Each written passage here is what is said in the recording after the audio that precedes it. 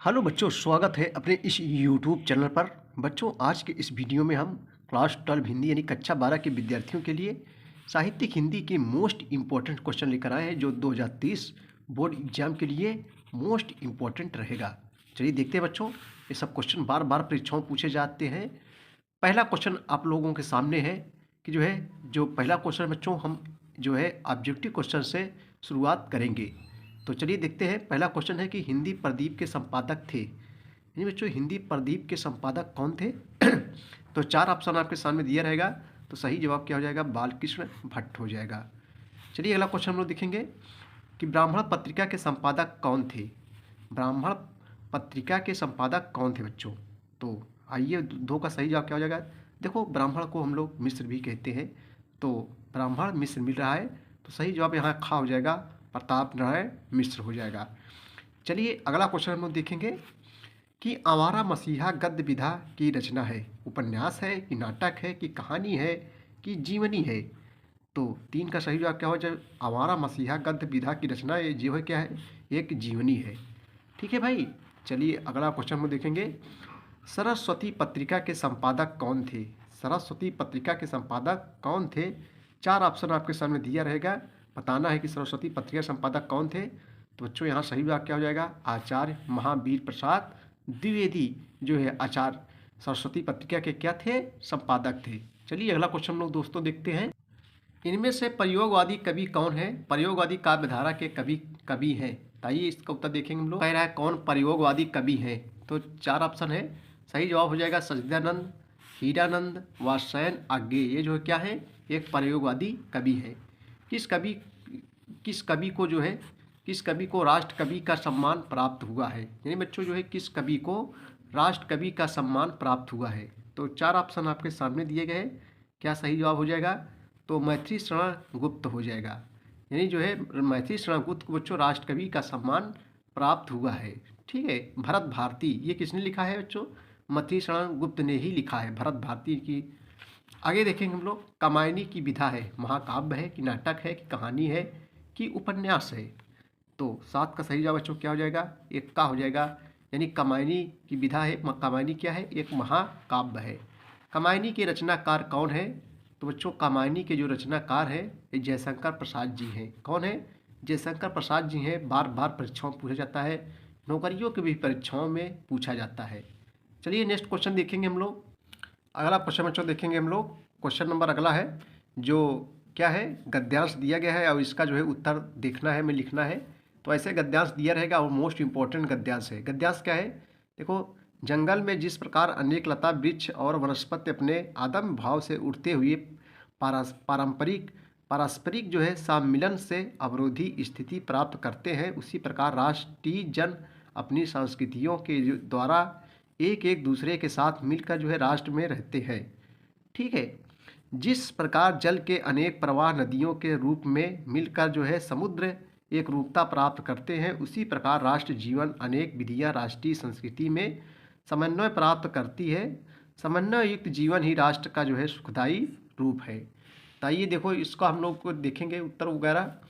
देखो पहला क्वेश्चन इसमें से पूछेगा, जंगल और राष्ट्रीय जन में क्या समानता है? तो बच्चों जंगल और राष्ट्रीय जन में यह समानता है कि इनमें जो है विविधता होते हुए भी एकता रहती है। ठीक है। अगला क्वेश्चन है इसी में से, गद्यांश में से। बच्चों से गद्यांश दिया रहेगा, आपको 10 नंबर मिलेगा। ठीक है। और इसमें से प्रश्न उत्तर छांटना है, अनुवाद करना है, किस लेखक ने लिखा है। दूसरा क्वेश्चन देखो, विभिन्न संस्कृतियों के मिलन की तुलना किससे की गई है? विभिन्न संस्कृतियों के मिलन की तुलना जो है किससे की गई है? तो आइए इसका उत्तर देखेंगे।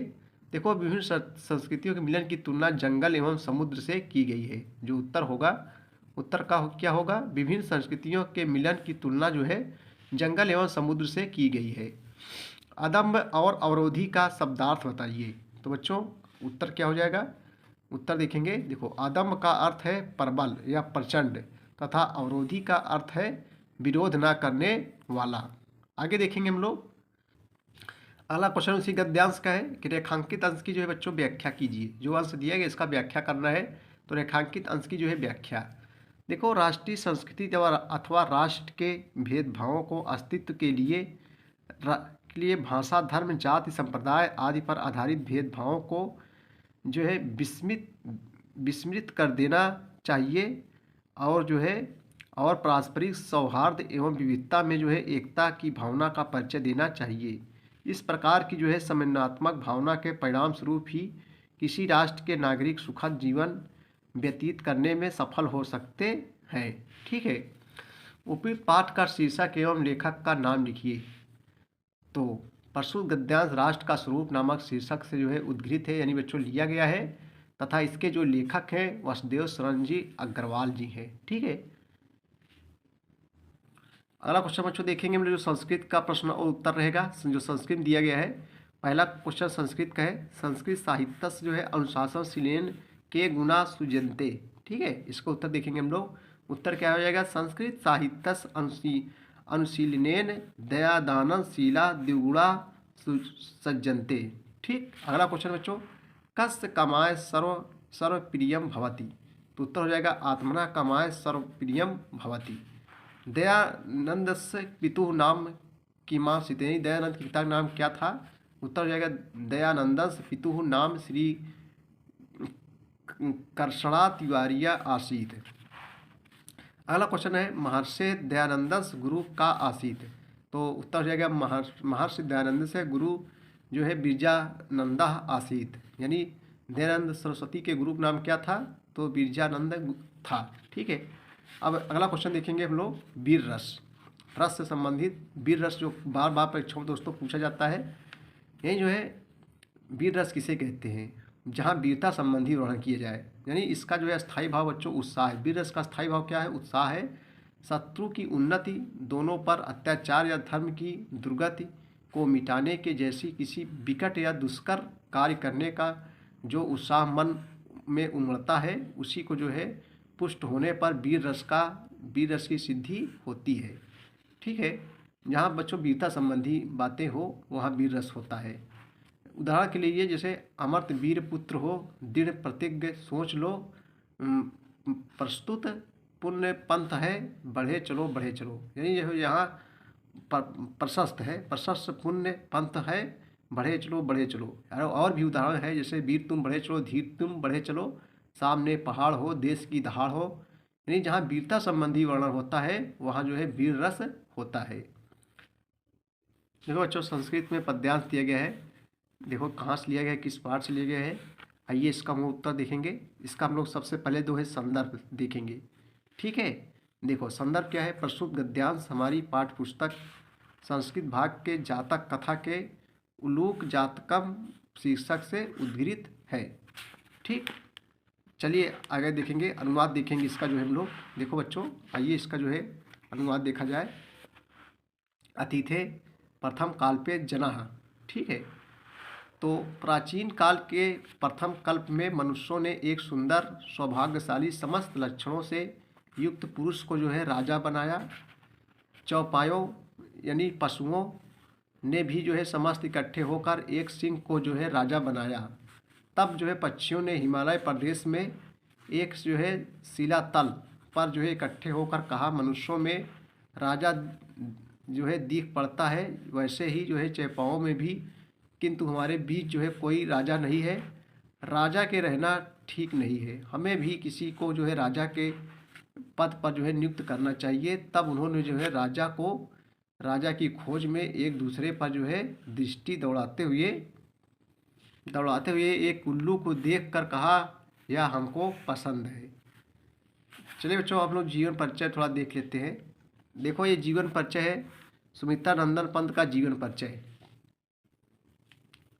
ये सुमित्रा नंदन पंत का बच्चों जो है क्या है, जीवन परिचय है। सुमित्रा नंदन पंत का जीवन परिचय है।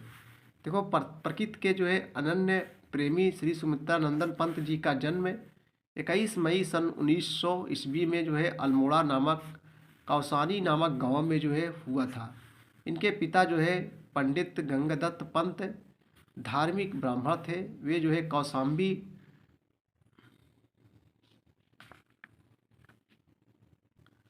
कौसानी नामक गांव में जो है हुआ था। इनके पिता जो है पंडित गंगादत्त धार्मिक ब्राह्मण थे। वे कौसानी राज्य के जो कोषाध्यक्ष तथा अच्छे जमींदार थे। ठीक है, जन्म के 6 घंटे बाद ही जो है उनकी जो है माता सरस्वती देवी का जो है देहांत हो गया। ठीक है, इस कारण इनका जो है पालन पोषण इनकी बुआ ने जो है किया था। पंत जी की प्रारंभिक शिक्षा अल्मोड़ा में हुई और इसके उपरांत जो है काशी जय नारायण स्कूल में इन्होंने मैट्रिक परीक्षा की जो है पास की और इंटर में अध्ययन के समय ही कॉलेज छोड़कर जो है असहयोग आंदोलन में सम्मिलित हो गए। पंत जी को जो है कविता में बचपन से ही बच्चों विशेष रुचि थी। सन 1900 जो है 66 ईस्वी में जो है उत्तर प्रदेश सरकार ने जो है इनको 1 लाख रुपए के भारतीय ज्ञानपीठ पुरस्कार से जो है सम्मानित किया। पंत जी जो है जीवन भर जो है अविवाहित रहे। उनका जो है व्यक्तित्व बड़ा प्रभावशाली है। विशाल ललाट, चमकीली आंखें, घुंघराले बाल, शांत मुद्रा और भावुक प्रकृति के मेल से इनका व्यक्तित्व अत्यंत आकर्षक हो उठा था। पंत जी ने जो है हिंदी साहित्य सम्मेलन की जो है लंबे समय तक सेवा की।